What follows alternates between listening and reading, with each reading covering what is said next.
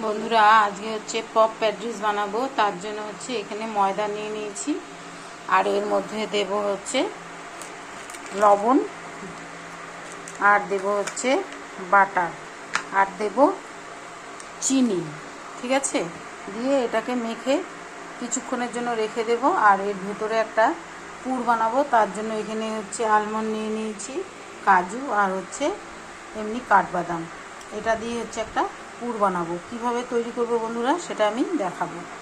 এই বাটারের কিছুটা অংশ হচ্ছে এখান থেকে নিয়ে ময়দার মধ্যে দেব। এই কিছুটা হচ্ছে ময়দার মধ্যে দেব। ঠিক আছে, একটু বিট নুন দেব, আর একটু চিনি দেব।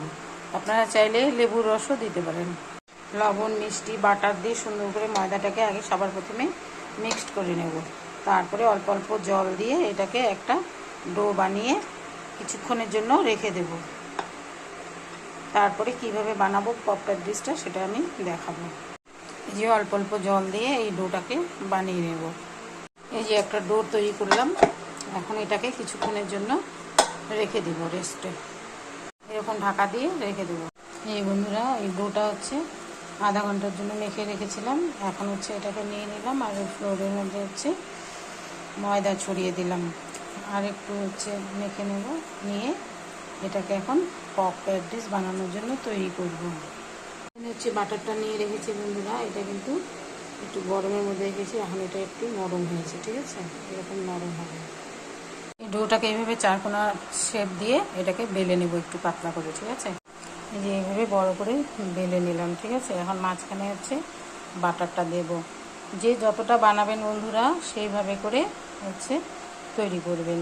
মানে ময়দা যতটা দেবেন ততটাই হচ্ছে আন্দাজ মতন বাটারটা দেবেন। ঠিক আছে, এখানে হচ্ছে বাটারটা, এই বাটারটাকে একটুখানি নরম করতে হবে। এইভাবে করে করে দিতে হবে মাঝখানটায়, তারপরে ফোল্ড করব।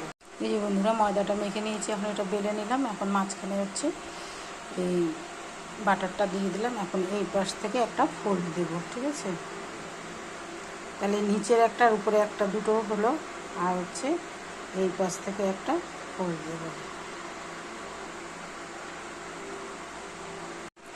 এখন হচ্ছে এর উপর দিয়ে অল্প একটু ময়দা ছড়িয়ে একটু বেলে নেব, যাতে বাটারটা বেরিয়ে না যায়। তার জন্য এই সাইডটা একটুখানি এভাবে চেপে চেপে দিতে হবে। ঠিক আছে, দিয়ে বেলতে হবে।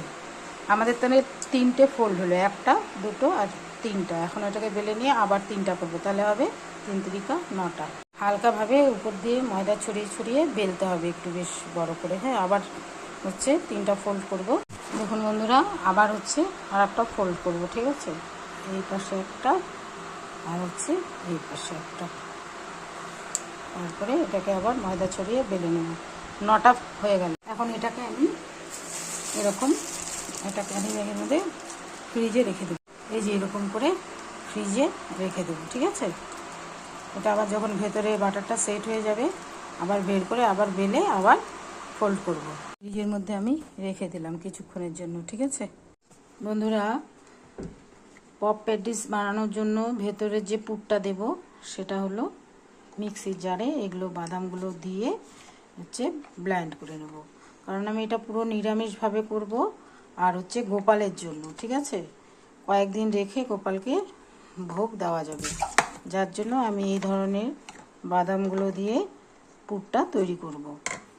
কারণ সবজি বা অন্য কোনো কিছু দিয়ে যদি করি তাহলে সেটা থাকবে না, সেজন্য আমি এই বাদামগুলো দিয়ে করছি। এই দেখুন, এখন এটাকে ব্লেন্ড করে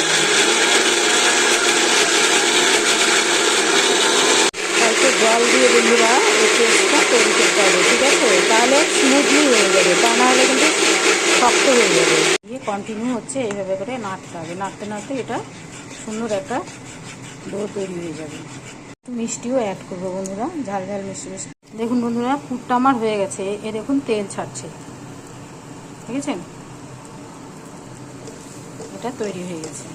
আর লেয়ারগুলো ভালো করার জন্য বন্ধুরা এই সাইডগুলো কিন্তু কেটে সমান করে দিতে হবে। হ্যাঁ, চারিদিকে সমস্তটা হচ্ছে সুন্দর করে এই পাশ থেকে একটু করে কেটে দিতে হবে, এদিক থেকে একটু করে কেটে দিতে হবে, এদিক থেকে চারদিক থেকে। ঠিক আছে, তাহলে লেয়ারগুলো ভালো হবে।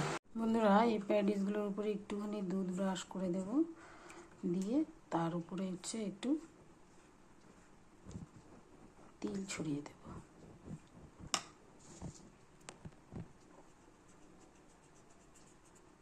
ঠিক আছে, এইভাবে করে বানিয়ে নেব। পেছন পিঠটা হয়ে গেছে, এখন হচ্ছে সামনের দিকটা হচ্ছে। এই যে বন্ধুরা, আমার পপ প্যাটিস হচ্ছে রেডি হয়ে গেল। আমার এই রেসিপিটা কেমন লাগলো বন্ধুরা? ভালো লাগলে কিন্তু অবশ্যই একটা লাইক শেয়ার কমেন্ট করতে ভুলবেন না। আর আপনারাও এইভাবে বানিয়ে গোপালকে দিন, একদম পুরো নিরামিষ। দেখুন বন্ধুরা কতটা মুচমুচে, বুঝলেন? শব্দটা পুরো খাস্তা কিন্তু।